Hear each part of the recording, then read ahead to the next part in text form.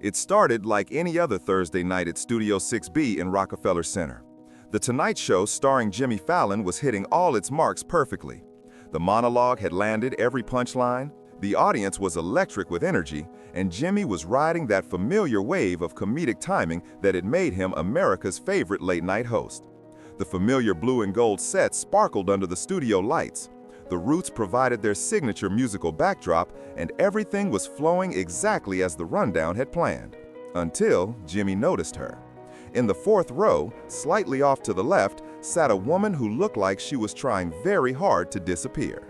While everyone around her was laughing and applauding with the infectious energy that Tonight Show audiences were known for, she sat quietly, her hands folded in her lap, a small, tired smile playing at the corners of her mouth.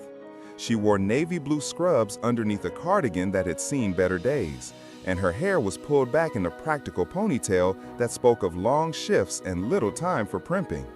Her name was Sarah Chen, though Jimmy wouldn't learn that until later. She was 34 years old, a registered nurse at Mount Sinai Hospital, and she hadn't had a full day off in 18 months. Not since the pandemic had turned her world and the world of every healthcare worker completely upside down. Sarah hadn't even wanted to come tonight. The ticket had been a gift from her younger sister Lisa, who worked in marketing and somehow had connections that led to impossible to get Tonight Show seats. "You need this," Lisa had insisted, practically forcing the ticket into Sarah's exhausted hands. "You need to laugh. You need to remember what it feels like to be around joy instead of—" She hadn't finished the sentence. They both knew what "instead of" meant. During a commercial break, Jimmy always liked to interact with his audience. It was one of his favorite parts of the job, those unscripted moments where he could step away from the prepared material and just connect with real people. His eyes swept across the crowd, looking for interesting faces, couples celebrating anniversaries, kids on their first trip to New York. That's when he spotted her again, the quiet woman in scrubs who seemed to be carrying the weight of the world on her shoulders. "Hey there," Jimmy called out, walking to the edge of the stage with his wireless mic. "I see we have some medical professionals in the audience tonight. Anyone here work in healthcare?" A few hands went up, scattered throughout the studio, but Jimmy's attention was drawn back to the woman in the fourth row. She had raised her hand tentatively, almost reluctantly, as if she wasn't sure she deserved to be acknowledged. "You there, in the scrubs," Jimmy said with his trademark warm smile. "What's your name?" Sarah looked around as if hoping he was talking to someone else, then pointed to herself with a question mark expression that made the audience chuckle softly. "Me? Oh, Sarah Chen." "Sarah Chen, and what do you do, Sarah?" "I'm a nurse," she said simply, her voice barely carrying over the studio sound system. "ICU nurse at Mount Sinai." The audience began to applaud, that automatic response people had developed over the past few years whenever healthcare workers were mentioned. But Jimmy held up a hand, sensing there was more to this story. "ICU nurse," he repeated, walking closer to where she sat. That's been a tough job lately, hasn't it?" Sarah's composure, which had been held together by sheer force of will and professional training for longer than she cared to calculate, flickered for just a moment. Jimmy, trained to read faces and emotions after years of interviews, caught it immediately. "Yeah," she said softly. And then, as if the words had been waiting inside her for months, she continued. "Yeah, it's been tough." Something in her tone made the studio grow quieter. Jimmy found himself stepping down from the stage entirely, moving closer to the audience, abandoning his usual position behind the safety of his desk and stage lighting. "How tough?" he asked gently, his comedian's instincts taking a back seat to something more human. Sarah looked down at her hands, then back up at Jimmy. Around her, 300 strangers waited for her answer, and somehow, in that moment, she felt safer than she had in months. "I haven't seen my family in 18 months, she said, her voice growing stronger with each word. "I've been living in my garage. I converted it into a little apartment because I was too scared to bring COVID home to my parents and my grandmother. They're all high risk, and I couldn't bear the thought of being the one who—" Her voice broke slightly, and Jimmy felt his throat tighten. This wasn't the light audience interaction he had planned. This was something else entirely. "You've been living alone for 18 months?" Jimmy asked, his voice gentler now, stripped of performance. "Alone," Sarah confirmed. "Working 12-hour shifts, sometimes 16 when we were short-staffed, which was most of the time. Sleeping in a converted garage. Seeing my family through FaceTime and from across the driveway when the weather was good enough to visit outside." The audience was completely silent now. The usual energy of a late-night taping had transformed into something more intimate, more sacred. "And tonight?" Jimmy asked. "Tonight you're here instead of working?" Sarah almost smiled at that.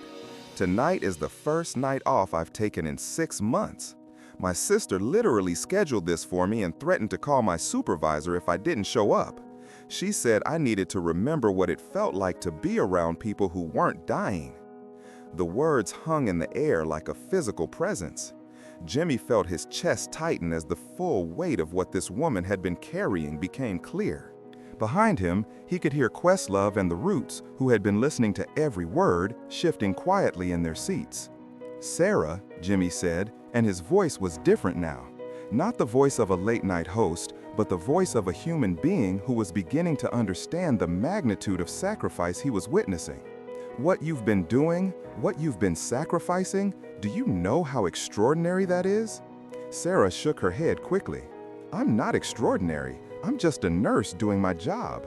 There are thousands of us who've been doing the same thing. Millions, probably." "No," Jimmy said firmly, surprising himself with the intensity in his voice. "No, that's not just doing a job. That's..." He paused, searching for words that felt adequate. "That's heroism.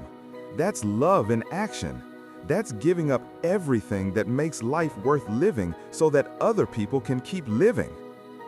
Sarah's eyes filled with tears then, not from sadness, but from the overwhelming relief of being seen, of having someone acknowledge what the past 18 months had cost her. "I saved lives," she whispered, "but I lost myself." Those 6 words hit Jimmy like a physical blow. Around the studio, audience members were openly crying now. This wasn't entertainment anymore. This was confession, testimony, the kind of raw human truth that transforms everything it touches. Jimmy made a decision in that moment that would later be described by critics and viewers as the most important moment in late-night television history. He walked back toward the stage, but instead of returning to his usual position, he turned to his production team. "Stop the show," he said, his voice carrying clearly through his wireless mic. "Just stop everything." The cameras kept rolling, but the energy in the studio shifted completely. Producers in the control room looked at each other uncertainly, but Jimmy's authority was absolute. "Sarah," he said, turning back to her, "tonight we save you." What happened next was unprecedented in the history of The Tonight Show. Jimmy abandoned his desk, his script, his schedule, and his role as entertainer. He became something else entirely. An advocate, a friend, a man who understood that some moments matter more than television.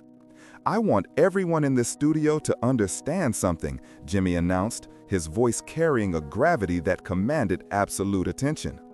"This woman gave up her life for 18 months to save ours. She lived alone, worked herself to exhaustion, and sacrificed every comfort, every connection, every joy that makes life worth living. And she did it so that people she'd never met could have a chance to keep breathing." The applause that erupted wasn't polite television applause. It was something primal, something that came from the deepest recognition of sacrifice and service. It went on for nearly 2 minutes, with the entire audience on their feet, many openly sobbing. But Jimmy wasn't finished. While the audience was still applauding, he was quietly conferring with his producers, making calls, setting things in motion that would change Sarah's life forever. "Sarah," he said when the applause finally died down, "you said you haven't seen your family in 18 months. Where do they live?" San Francisco, Sarah said, wiping her eyes with tissues that audience members had been passing down the road to her. My parents and my grandmother, they're all I have. Jimmy nodded, then looked directly into the main camera, the one that broadcast to millions of viewers across the country. Sarah's family, if you're watching this, I have something to tell you. Your daughter, your granddaughter, is a hero. And heroes shouldn't have to sacrifice everything forever. He turned back to Sarah. In 36 hours, you're going to be on a plane to San Francisco, first class. The Tonight Show is sending you home for a week, all expenses paid. You're gonna hug your parents, you're gonna sit at your grandmother's kitchen table, you're gonna remember what it feels like to be someone's daughter instead of just someone's nurse. Sarah stared at him in disbelief. I can't. I have shifts scheduled. I can't just... Yes, you can, Jimmy said firmly, because I've already called Mount Sinai. I've spoken to your supervisor. The hospital is not only giving you the time off, they're paying for a replacement nurse to cover your shifts. And Sarah? They said to tell you that you should have asked for help months ago. The studio erupted again, but this time it was different. This time it was celebration, pure joy at witnessing something beautiful happen to someone who deserved it. Sarah was crying now, not the careful tears she'd been holding back, but the full cleansing sobs of someone who had been carrying too much for too long and was finally being allowed to set it down. Jimmy sat down in the aisle next to her, abandoning every protocol of television production. There's more, he said gently. The Tonight Show has partnered with several organizations to create the Sarah Chen Foundation. It's going to provide respite care, mental health support, and family reunification services for healthcare workers who sacrificed everything during the pandemic. That's not, you don't need to name it after me, Sarah protested. I'm nobody special. You're wrong, Jimmy said simply. You're exactly the kind of special this world needs more of. And now everyone's going to know your name, and when they hear it, they're going to remember what real courage looks like. Behind the scenes, something unprecedented was happening. Viewers watching the live broadcast were flooding social media with their own stories of healthcare workers who had sacrificed everything. The hashtag #SaveSarah began trending within minutes, but it quickly evolved into something larger. #SaveOurHeroes, as people shared stories of nurses, doctors, respiratory therapists, and other medical professionals who had given up everything to serve others. But perhaps the most powerful moment came when Jimmy asked Sarah a question that no one saw coming. Sarah, what's the first thing you want to do when you see your family? Sarah thought for a moment, wiping her eyes. I want to cook dinner with my grandmother. She taught me how to make dumplings when I was little, and I haven't made them once since I moved into the garage. I want to stand in her kitchen and make dumplings and remember what it feels like to create something instead of just trying to stop things from ending. The simplicity and beauty of that answer broke something open in everyone who heard it. Here was a woman who had spent 18 months fighting death, and all she wanted was to create something beautiful with the hands that had worked so hard to heal others. Jimmy stood up slowly, his eyes bright with unshed tears. You know what? I think we should all learn how to make dumplings. Sarah, when you get back from San Francisco, will you come back here and teach us? Will you show America how to make something beautiful? Sarah nodded, unable to speak, but her smile was radiant. The show officially ended 20 minutes later than scheduled, but no one cared. When the cameras finally stopped rolling and the audience began to file out, something extraordinary happened. Instead of rushing for the exits, people lingered. They formed a line to meet Sarah, to shake her hand, to thank her, to share their own stories of healthcare workers who had touched their lives. Jimmy stayed too, long past his usual departure time, witnessing this spontaneous outpouring of gratitude and connection. He realized he wasn't just watching people meet a nurse, he was watching people reconnect with their own capacity for appreciation, their own understanding of what really mattered. 3 days later, Jimmy received a video message that made him cry in his office. It was Sarah, sitting at her grandmother's kitchen table in San Francisco, surrounded by her family, making dumplings with hands that were finally being used to create instead of heal. Her grandmother, a tiny woman with bright eyes, was correcting Sarah's folding technique while her parents looked on with faces full of love and relief. "Jimmy," Sarah said to the camera, flower in her hair and joy in her voice, "I want you to know that this is the first time I felt like myself in 18 months. Not like a nurse, not like a hero, not like someone who's carrying the weight of the world. Just like Sarah, someone's daughter, someone's granddaughter, someone who belongs somewhere."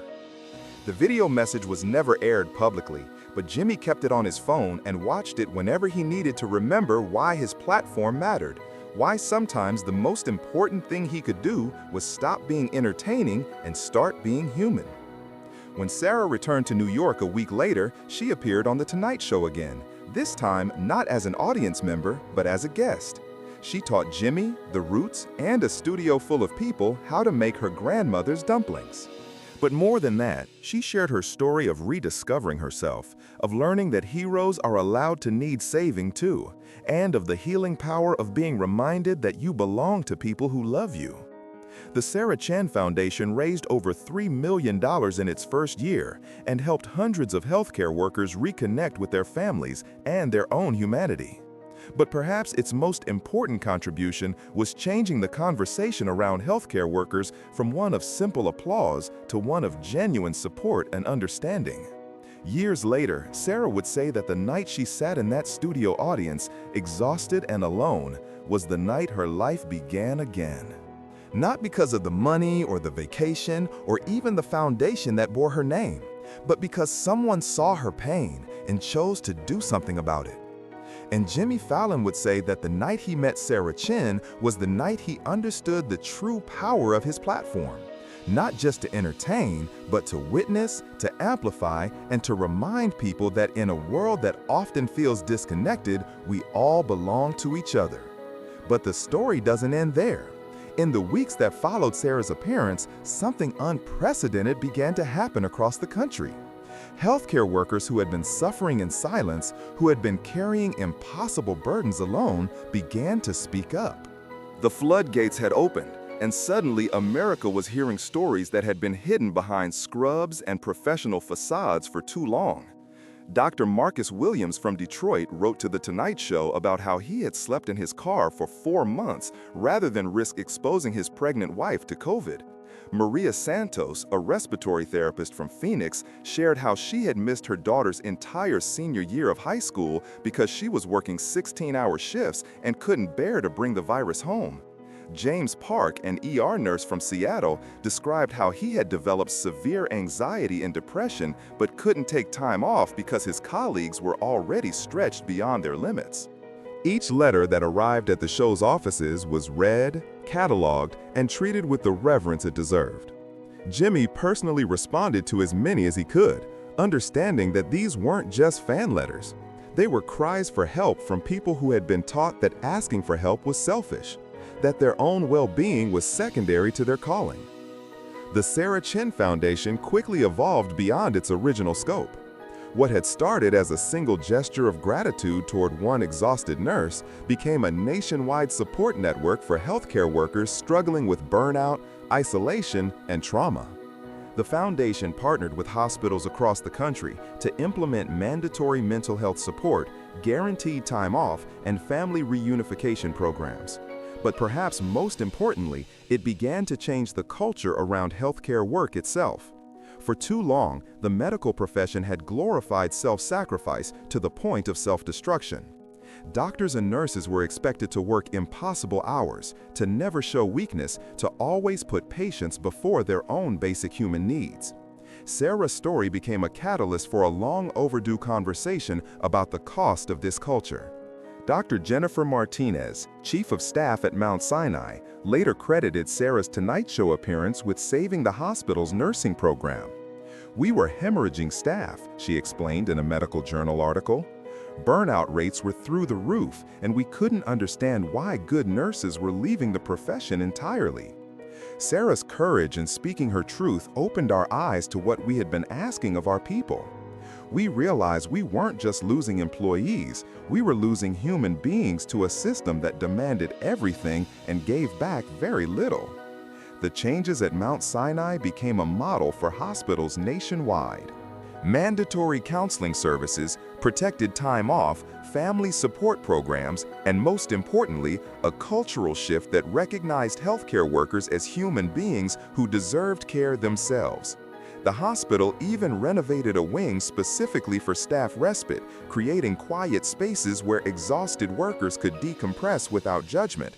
Jimmy learned about these changes through Dr. Martinez herself, who called him personally to thank him for amplifying Sarah's voice.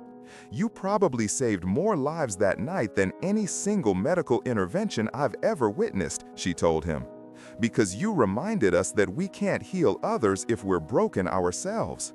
The ripple effects extended far beyond healthcare. Sarah's appearance sparked a national conversation about essential workers across all industries. Grocery store clerks, delivery drivers, teachers, first responders, and countless others who had kept society functioning during the darkest days of the pandemic began to share their own stories of sacrifice and exhaustion. The phrase, "I saved lives, but I lost myself," became a rallying cry for workers in helping professions everywhere. It appeared on protest signs, in op-ed pieces, and eventually in congressional testimony as lawmakers began to understand the true cost of demanding heroism without providing support. Sarah herself became an inadvertent spokesperson for this movement, though she never sought the role. She appeared at nursing conferences, spoke to medical school students, and testified before health committees about the need for systemic change and how society treats its caregivers. "I never wanted to be famous," she told Jimmy during a follow-up interview 6 months later. "I just wanted to be seen. I wanted someone to acknowledge that what we were giving up wasn't sustainable, that heroes are still human beings who need rest, who need connection, who need to be cared for themselves." The interview took place not in the studio, but in Sarah's apartment, the real apartment she had moved into after finally leaving the converted garage. It was small but warm, filled with photos of her family and thank you cards from patients. On her kitchen counter sat a framed photo from her week in San Francisco, flower-covered and laughing, surrounded by perfectly folded dumplings. "That picture," Sarah said, noticing Jimmy's gaze, "represents the moment I remembered who I was underneath the uniform. For 18 months, I had been Sarah the nurse, but in my grandmother's kitchen, I was just Sarah again. Someone's granddaughter, someone who belonged." Jimmy nodded, understanding in a way he hadn't before his own Tonight Show appearance. "That night when you spoke up, you gave permission to thousands of other people to remember who they were too. Do you know that?" Sarah smiled, an expression so different from the exhausted, defeated woman who had sat in his audience that night. "I get letters," she said, "from nurses who finally took vacation days they'd been hoarding, from doctors who started therapy, from respiratory therapists who moved back in with their families. They tell me that hearing someone else say, 'I lost myself,' made them realize they had lost themselves too, and that it was okay to want themselves back." The foundation continued to grow, eventually expanding internationally as healthcare workers around the world shared their own stories of sacrifice and burnout. The Sarah Chen model of healthcare worker support was implemented in hospitals across 3 continents, fundamentally changing how medical institutions approached staff well-being. But for Jimmy, the most profound impact was personal. That night with Sarah had changed his understanding of his role, not just as an entertainer, but as someone with the power to amplify voices that needed to be heard. The Tonight Show began regularly featuring essential workers, not as cute human interest stories, but as complex human beings whose experiences deserved recognition and respect. "I realized that comedy is powerful," Jimmy reflected in a later interview, "but witnessing someone's truth and helping them share it with the world? That's transformative. That changes lives." 3 years after that pivotal night, Sarah returned to The Tonight Show one final time. She had been promoted to nurse manager at Mount Sinai, where she oversaw the implementation of the support programs that had grown out of her foundation. She was engaged to a fellow nurse she had met at a mental health support group, and she radiated the kind of peace that comes from living an authentic life. "I have something to tell you," she said to Jimmy during her final appearance. "Next month, I'm starting medical school. I'm going to become a doctor, and I'm going to specialize in physician and nurse wellness. I want to make sure that no healthcare worker ever has to choose between saving lives and saving themselves." Jimmy felt his throat tighten with pride and emotion. "Sarah, that's incredible. What changed? What made you decide to take that step?" Sarah looked directly into the camera, addressing not just Jimmy, but the millions of viewers who had followed her journey. "You taught me that my story mattered, that my experience wasn't just something to endure quietly, but something that could help other people. I realized that if I could survive 18 months of giving everything I had to save strangers, I could survive 4 years of medical school to save my colleagues." The audience erupted in applause, but Sarah held up her hand, indicating she wasn't finished. "I want to say something to every healthcare worker who might be watching," she continued, her voice strong and clear. "You are not just your job. You are not required to sacrifice your entire life to serve others. You deserve rest. You deserve support. You deserve to be cared for with the same compassion you show your patients. And if you've lost yourself in the service of others, it's never too late to find your way back." As the camera stopped rolling and the audience began to file out, Jimmy realized he was witnessing the end of one story and the beginning of another. Sarah Chen, the exhausted nurse, had become Dr. Sarah Chen, the healer of healers. The woman who had lost herself had not only found her way back, but had created a map for others to follow. The final shot of that episode showed Jimmy and Sarah standing together on the Tonight Show stage, but they weren't alone. Surrounding them were dozens of healthcare workers from the New York area, people whose lives had been touched by Sarah's courage to speak her truth. Nurses, doctors, therapists, technicians, all united by their shared understanding that caring for others began with caring for themselves. In his closing monologue that night, Jimmy said something that would be quoted in medical journals, nursing textbooks, and hospital mission statements for years to come. "We ask our healthcare workers to save lives every day. But tonight, we learn that sometimes the most important life they need to save is their own. And when they do, they become even more powerful healers." The Sarah Chen Foundation continues to operate today, having helped over 10,000 healthcare workers reconnect with their families, access mental health support, and remember their own humanity. Sarah herself graduated medical school with honors and now runs the country's first residency program focused specifically on healthcare worker wellness. She keeps that photo from her grandmother's kitchen in her office, a reminder of the moment she remembered who she was underneath the uniform. And sometimes, when young doctors and nurses come to her burned out and lost, she tells them about the night she sat in a television studio audience and found the courage to say 6 words that changed everything. "I saved lives, but I lost myself." Because sometimes, Jimmy learned, the most powerful thing you can do is help someone find their voice. And sometimes, the most healing thing you can do is simply witness someone's pain and choose to do something about it. It wasn't just late-night television that night. It was a reminder that when we see each other truly, when we acknowledge the sacrifices being made in silence all around us, we become capable of extraordinary grace. And sometimes, saving someone else is actually the path to saving ourselves.